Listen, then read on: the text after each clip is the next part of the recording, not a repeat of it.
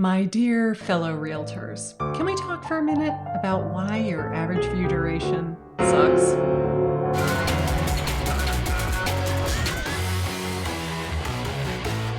Welcome back to my channel. My name is Karin Carr, and on this channel I teach real estate agents how to work less, make more, and get better quality clients. I truly believe that the way to a better career is attracting clients to you that want to work with you. They already see your value, and you don't have to beat them over the head with a baseball bat trying to get them to pick you. Can I get an amen? So let's talk about what the average view duration is. What is the average percentage of a video that your viewers are watching? And honestly, why does it matter? YouTube has told us that the number one metric that they look at in deciding how much to promote a channel is the average time people spend watching your videos. So that means if you make a video that's 3 minutes long and they watch it for a minute and a half, they're watching it 50% of the way through the video. The higher the average view percentage watched is, the longer they stay on your channel, the more ads they get shown. That's how YouTube makes money. They make money from the ads that get shown on your video because they don't charge people to watch their channel. Hopefully they don't ever start doing that. And so YouTube's primary goal is to get people to stay on their platform longer. If you can prove to the algorithm that you're able to draw people to the platform and then keep them there for a long time because they're being entertained and they're learning something, they're being inspired by your channel, the algorithm is going to be more likely to suggest your content to future viewers because you have proven to them that people like your content. It's all about giving signals to the algorithm that people like your content. So how do we make people like your content? Well, there are a few tips I have for you today. So let's go into what those things are. Tip number one is pacing. That means that you can't speak incredibly slowly and take big, long pauses between sentences. No, we are dealing with viewers that have kind of ADD now, right? They are visually bombarded with stimuli all of the time, which means your videos have to be moving along. You don't have to speak at the speed of sound, but you do have to keep it moving along. So if you can do the editing where you remove the big, long pauses, if you can't remember what came next, or let's say, my dog barked a minute ago, so I waited and then I started speaking again, I would take that pause out so that there wasn't this big long gap between thoughts. If the pacing keeps moving along, it keeps the viewer's interest longer.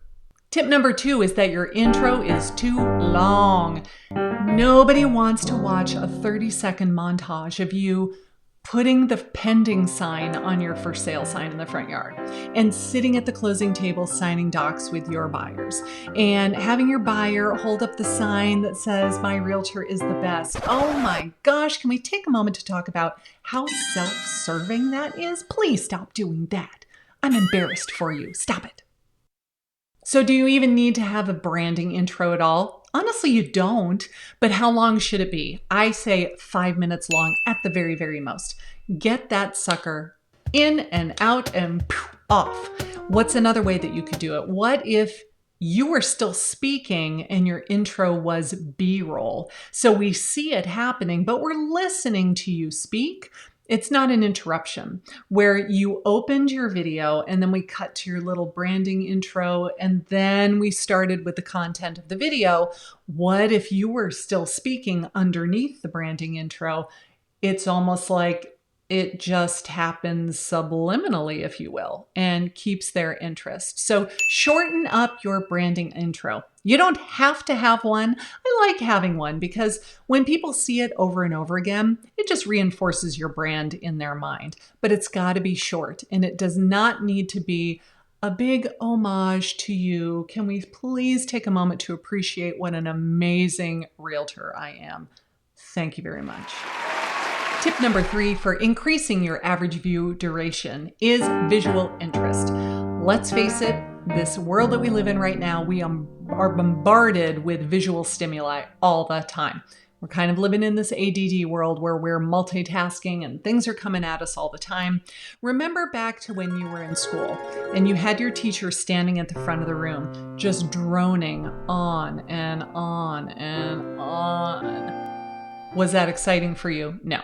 When you looked around the room, half the people were sleeping. Why? Because it was just the talking head at the front of the room with nothing else to look at. So what can we give them to look at that makes it more interesting? We have B-roll. What is B-roll? B-roll is when you are talking about something, but we are showing what it is that you're talking about. If you're talking about your favorite neighborhood and it's got a killer tennis court, we are showing the tennis court while we are talking about the tennis court. The viewer is not seeing your face talking about the tennis court. They are seeing the actual community tennis court. We also have motion graphics, and that is when you are in your editing program and you have text that pops up on screen, or emojis, or your logo, or some sort of graphic element that is not necessarily a video itself.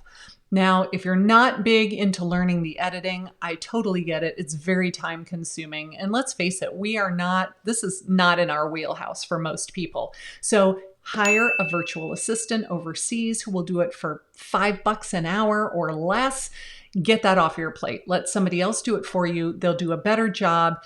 What does it cost you? Dinner out at the Western Sizzler one night and you go hire an editor instead who will take all of this off of your plate and free up a ton of time for you. But we've got to have some B-roll and some motion graphics and make it visually interesting. Tip number 4 is kind of a no-brainer. You got to have some energy on camera. Now, if you're not a person that talks with your hands, you don't have to start talking with your hands. I kind of do a lot. But you have to have a little more energy on camera than you would have if you were just standing there talking to somebody in a conference room, for example.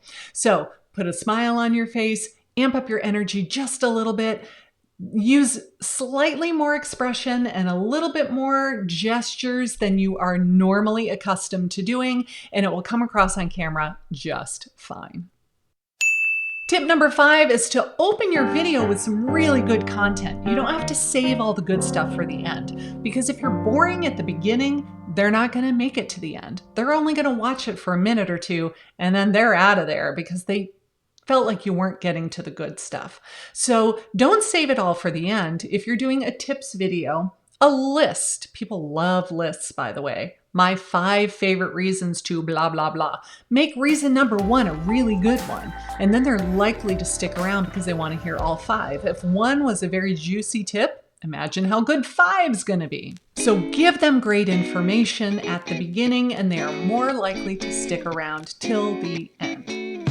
So your pacing, your energy on camera, not having an overly long introduction, having interesting things to talk about, and lots of visual interest in your videos is going to keep the average viewer watching your videos longer, which makes them happy, it makes the algorithm happy, and it makes mama happy too.